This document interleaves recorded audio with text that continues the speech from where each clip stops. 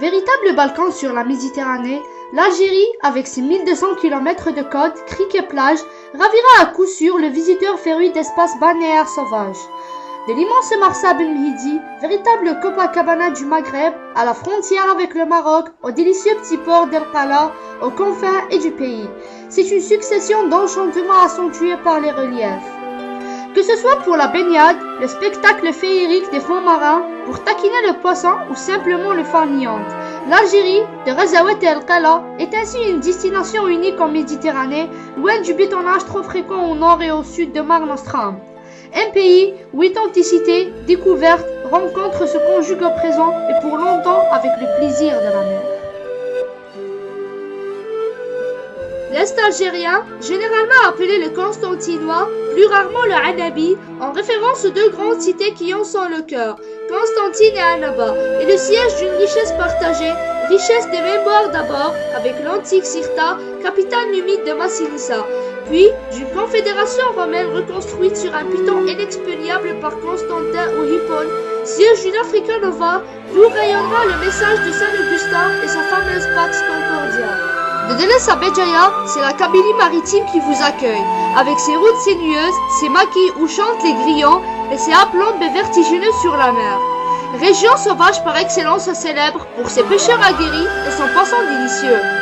La côte kabyle est aussi connue pour la force de ses traditions et la vivacité de sa culture.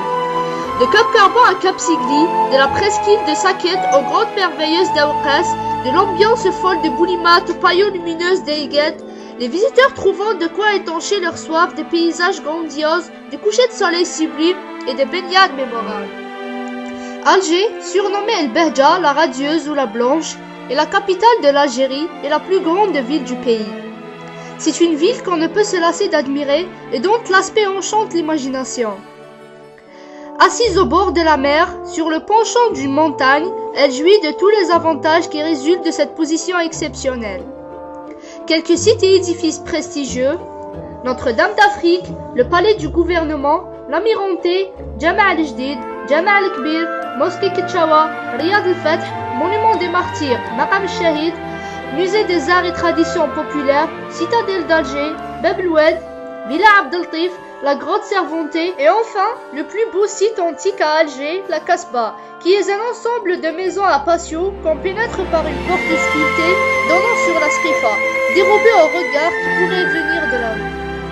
Rien n'est plus beau, rien n'est plus significatif pour celui qui aime du même amour l'Afrique et la Méditerranée que de contempler leur union du haut de Santa Cruz. Ce tas de monnaie blanche jeté au hasard, c'est Oran. Cette tache d'encre violet, c'est la Méditerranée. Cette poussière d'or sur un miroir d'argent, c'est le sel de la plaine à travers le soleil.